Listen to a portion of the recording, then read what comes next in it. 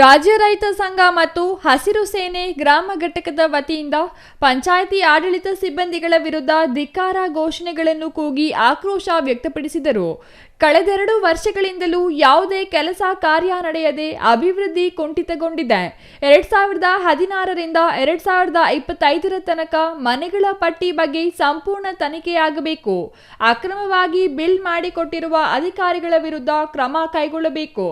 ಪಂಚಾಯತಿಯಲ್ಲಿ ಕೆಲಸ ಮಾಡೋರು ತಮ್ಮಡಪ್ಪನಂದಾಗಿದ್ದಾಗ ಅದರಲ್ಲಿ ಏನು ಕೆಲಸ ಮಾಡ್ತಾ ಇಲ್ಲ. ಅವರು ಒಂದು ಕೊಟ್ಟಿಗೆ ಕಟ್ಟಲಿ ಏನೇ ಮಾಡಿದ್ರು ಅವ್ರು ಬಿಲ್ ಮಾಡ್ತಾ ಇಲ್ಲ.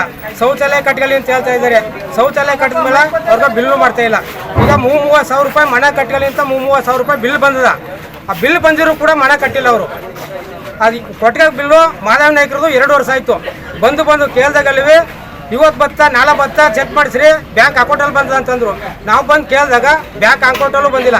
ಕೇಳಿದಾಗ ಏನಂತಾರೆ ಇಂಜಿನಿಯರ್ ಫೋನ್ ಮಾಡಿ ಕೇಳಿದಾಗ ಬಂದ ಸರ್ ನಿಮ್ಮಲ್ಲಿ ಅಮೌಂಟ್ ಎಲ್ಲ ಬಂದದ PDO ಕೇಳಿ ಸರ್ ಅಂತಂದರು.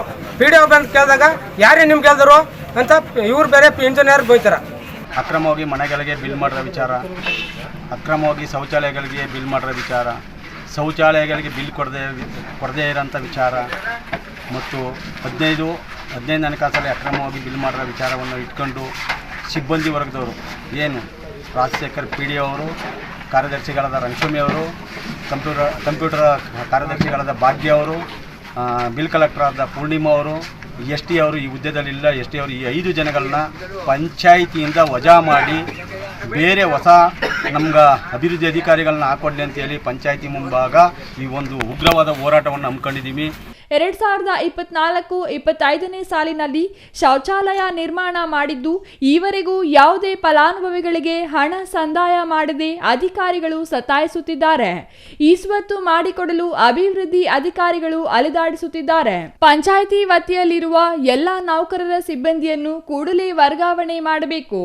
ಅಧಿಕಾರಿಗಳನ್ನು ವರ್ಗಾವಣೆ ಮಾಡುವವರೆಗೂ ಪ್ರತಿಭಟನೆ ಕೈಬಿಡುವುದಿಲ್ಲ ಎಂದು ಪಟ್ಟು ಹಿಡಿದರು.